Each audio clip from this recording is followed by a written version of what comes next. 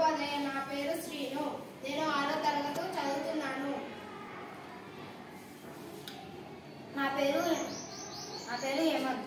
నా పేరు వెంకటరమణ. నా పేరు చరణ్. మేము ఇలా కాపాడుకుందామని ఒక చిన్న స్కిట్ చేస్తున్నాము.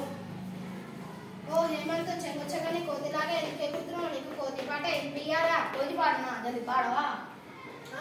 తొగవై కొత్త చెడాం డాం డాం, కదవై పంట చెడాం డాం డాం, పండువై కొండ చెడాం డాం డాం, కొండవై బొమ్మ చెడాం డాం డాం, బొమ్మవై డబ్బ చెడాం డాం డాం, డబ్బవై సల్ల చెడాం డాం డాం, సల్లవై పిల్ల చెడాం డాం డాం.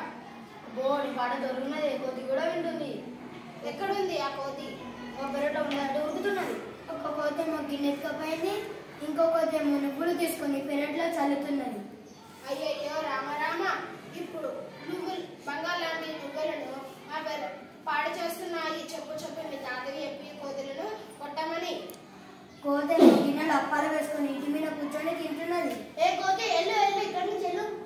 అమ్మమ్మ, నాకు కప్పు ఇవ్వవా? ఇంకెక్కడ అప్పలున్న గిన్నెలు కూడా ఎత్తుకెళ్ళాయి ఆ కోతులు.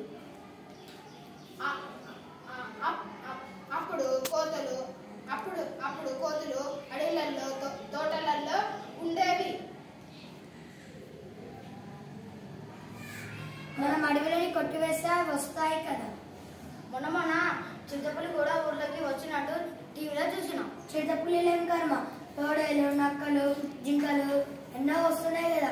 టీవీలలో, పేపర్లలో న్యూస్లు వస్తున్నాయి కదా. అవి ఉండే నివాసాలలో మనుషులు నివాసం ఏర్పరచుకుంటున్నారు కాబట్టి అవి మనుషులలోకి వస్తున్నాయి. మన దోస్తు వాళ్ళ నాయన సెల్ ఫోన్ కూడా కోతులు ఎత్తుకుపోయి నీళ్ళలో పడుతున్నాయి. మనం అడవులని కొట్టివేస్తే భయపడే కాలం కూడా వస్తుంది. మనం చెట్లని